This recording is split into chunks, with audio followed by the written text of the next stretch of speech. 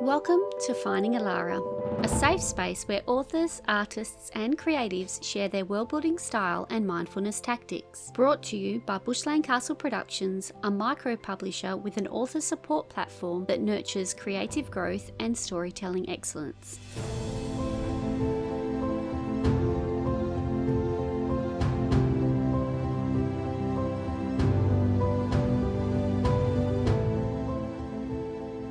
Welcome to the Indie Author Book Fair Minisode series. All of these interviews were recorded as a live stream at the Indie Author Book Fair on the 30th of November 2025 in Bunbury.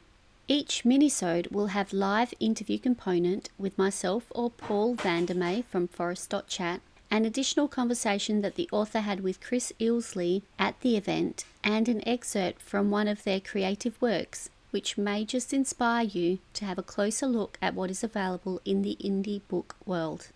I hope you enjoy these little chats. I will come back at the end and share my key takeaways and let you know who the next guest is going to be. Interview 3 of 27 is Khaiah Thomson. West Australian author Khaiah Thomson pens the Blackwood series. The first book, Welcome to Blackwood, won the Hawkeye Publishing Manuscript Development Prize in 2020. Khaiah has a keen interest in writing young adult fiction and supporting young people to follow their creative passions. When she isn't working or in her home office writing, Khaiah can usually be found nose deep in a book, procrastinating, or at the nearest cafe, hovering close to the coffee machine. Khaiah lives in Perth with her husband and 2 sons. The 3 books in the Blackwood series are Welcome to Blackwood, Leaving Blackwood, and Redeeming Blackwood.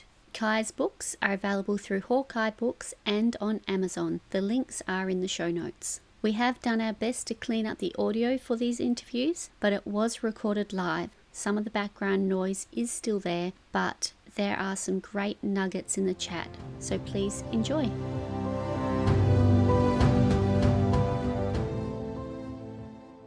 Hi Khaiah, how are you today? Hi, I'm well, thank you. Thank you for having me.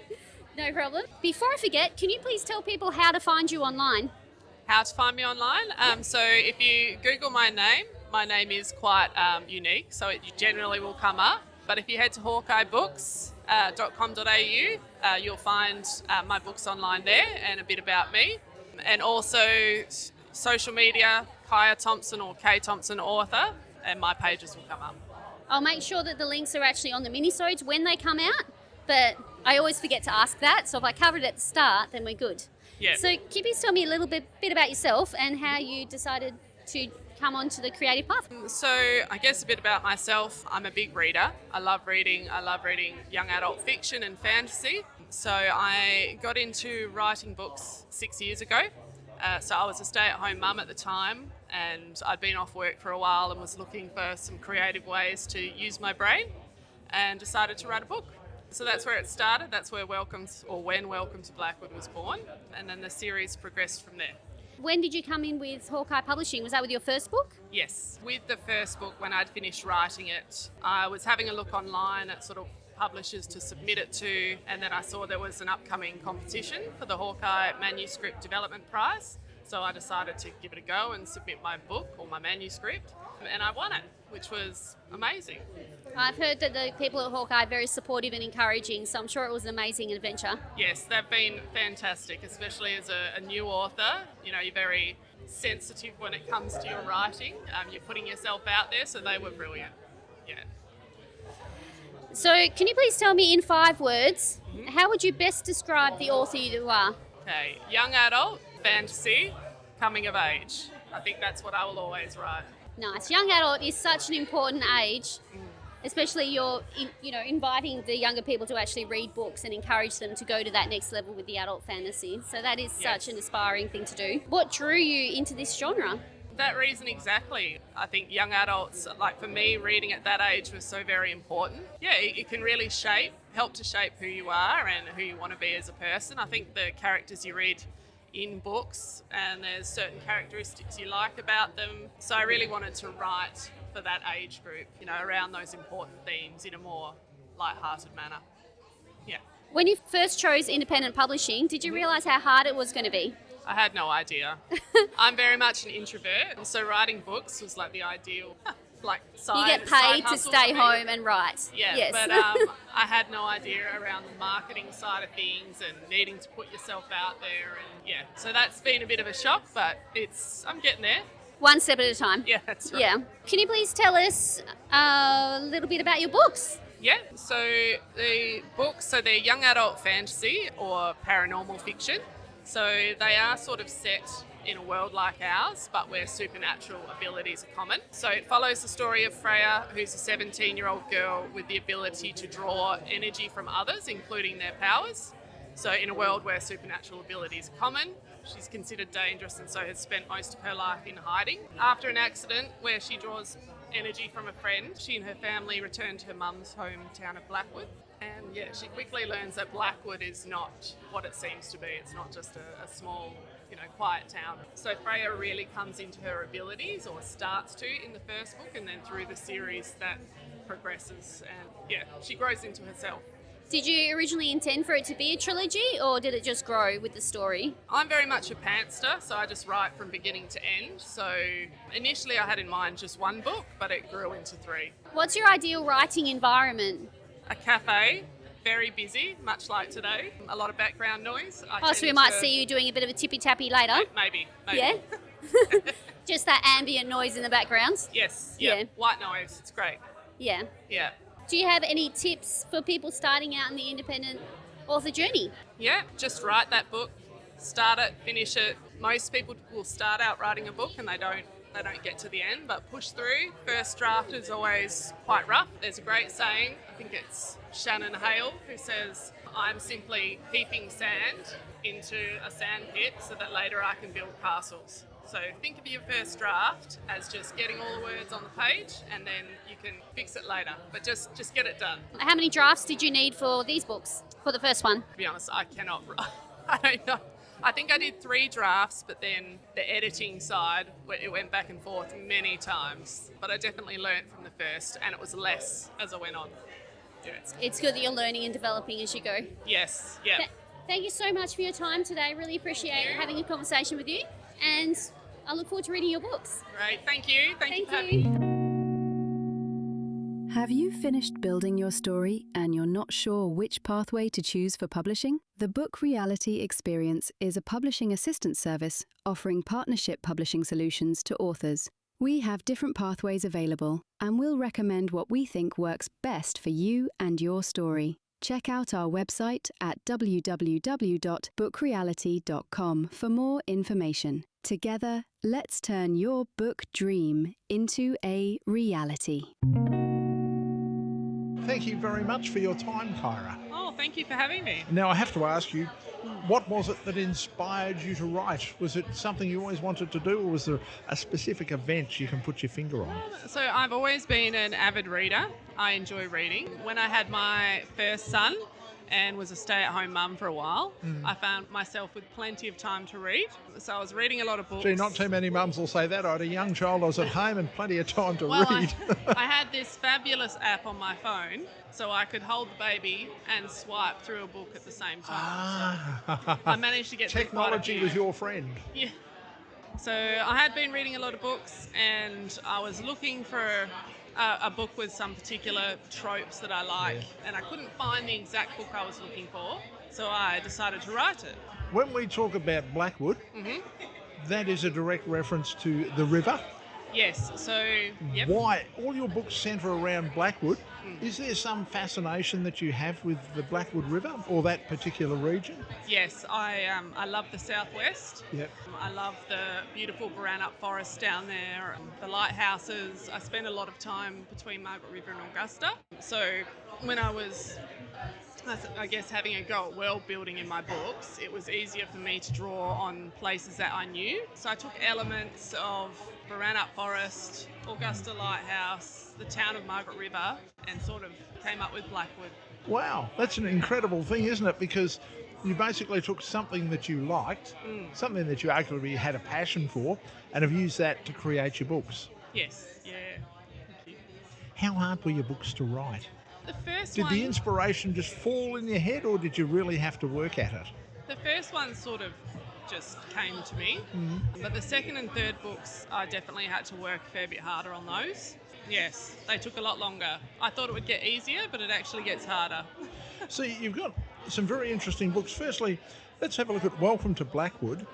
I like the subtitle to that, A Town Where Nothing Is As It Seems.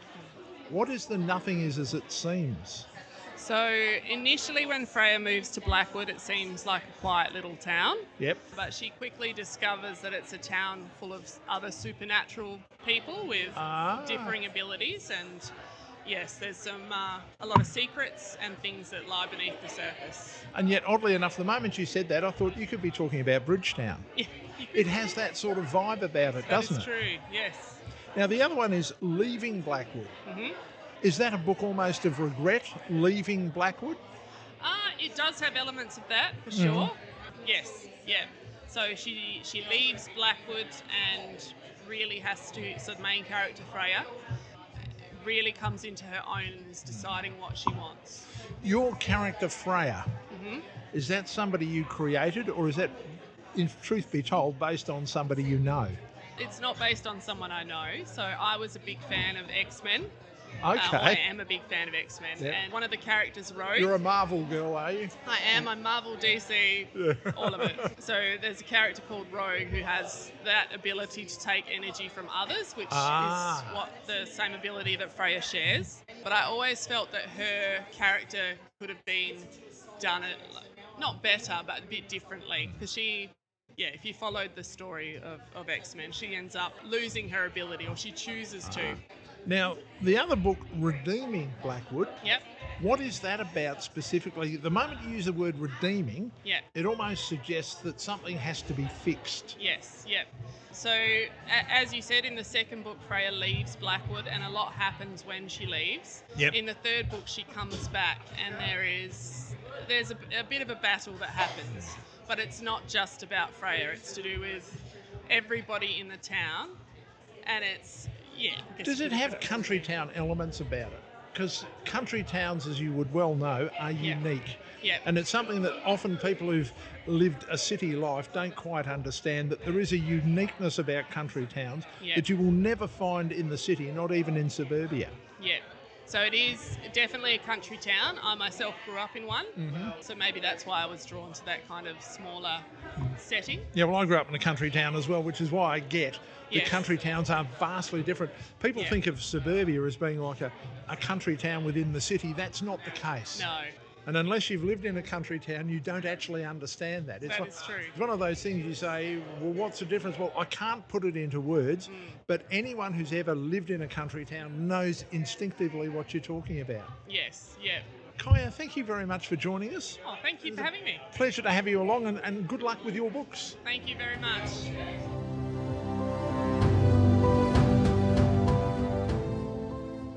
We asked all of the authors to provide an excerpt, so this is the one that Khaiah sent through. He screamed, his face contorted as his skin darkened to a curious shade of grey. He clawed at his neck. People gasped. They backed away from him, backed away from me. Finally, one kid rushed to help him, and in that instant, I knew things were about to change. The point of view, you're coming of age in a world that wants to use you or kill you for your power. 17-year-old Freya has a dangerous gift.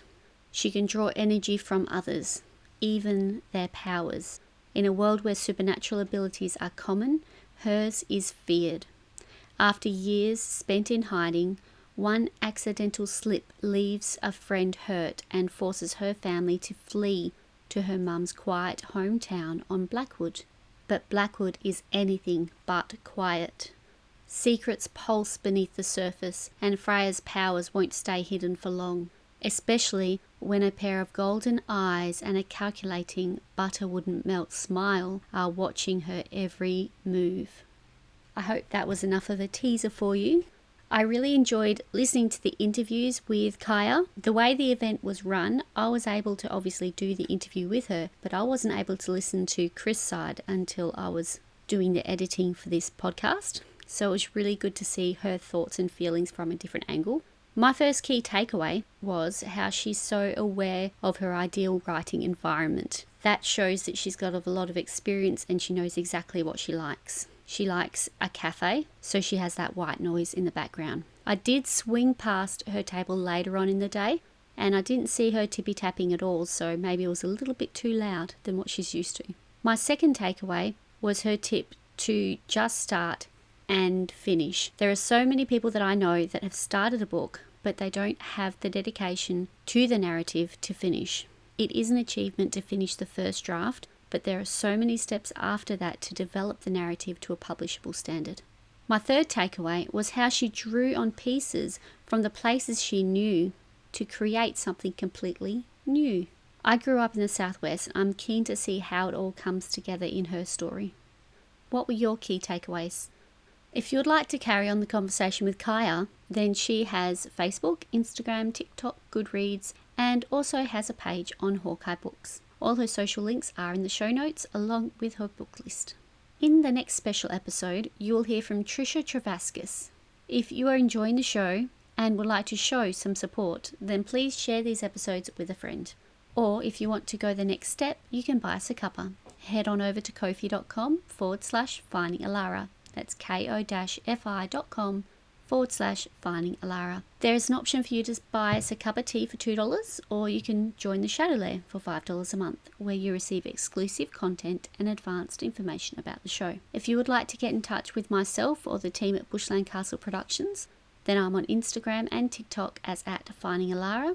There is a Discord channel and Facebook group called Finding Alara Podcast. The Bushland Castle production team are on Facebook, Instagram and Discord as BCP Creative. Or you can check out the website bushlandcastleproductions.com for the most up-to-date information. If you would like to get in touch with Chris, then he's on Facebook as Chris Ilsley. If you want to talk to Paul, then he is on Facebook as Paul Vandermeer and has his own podcast, Forest.chat. The music is brought to you by @Keys of Moon Music and is called The Epic Hero. If you enjoyed listening to Finding Alara, have any questions, or just want to share your world with us, then please get in touch. Until next time, keep up the search for your Alara.